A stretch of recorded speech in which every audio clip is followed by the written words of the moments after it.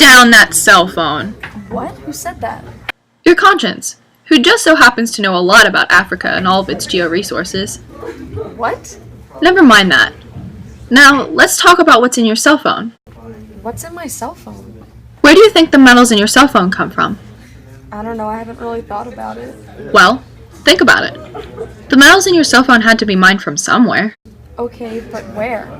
Metals like coltan and tantalum in your cell phone and computer were probably mined from Africa, where countries such as DRC have thousands of workers that spend dozens of hours each week mining for very little pay. So are you saying that I just shouldn't use cell phones? That's not what I'm saying. You should still use electronics for your work and schooling. Just consider recycling your electronics when you're done with them. Wow, you can recycle a cell phone? Of course. There are many locations where you can recycle your electronics, like your local mall. I didn't know any of this. Maybe I should do some more research so I'm more aware.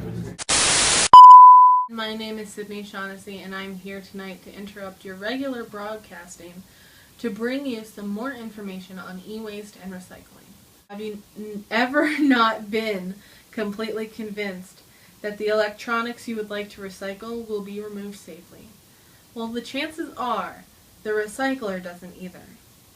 About 80% of recycled electronic waste in America is shipped to countries like China, India, Nigeria, and Vietnam, and haphazardly dumped in electronic landfills.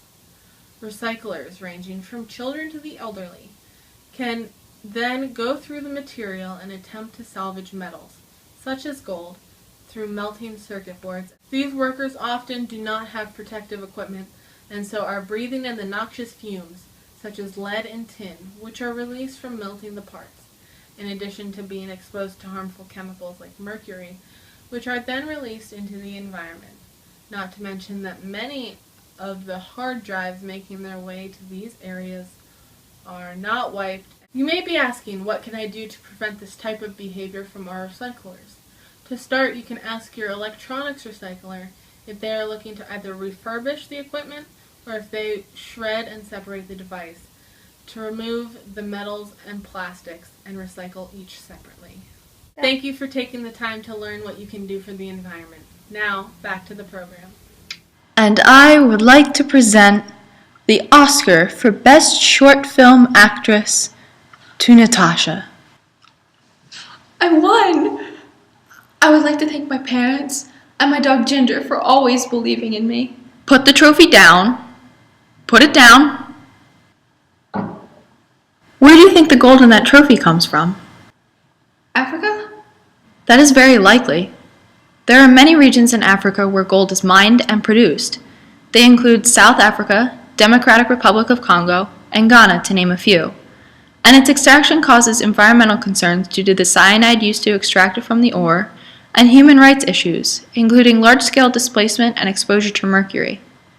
In addition, the Galamsey miners, small-scale illegal miners who encroach on concession lands, are forced to work in brutal conditions, and many are subjected to brewery ulcers and flush-out operations. Oh, I had no idea.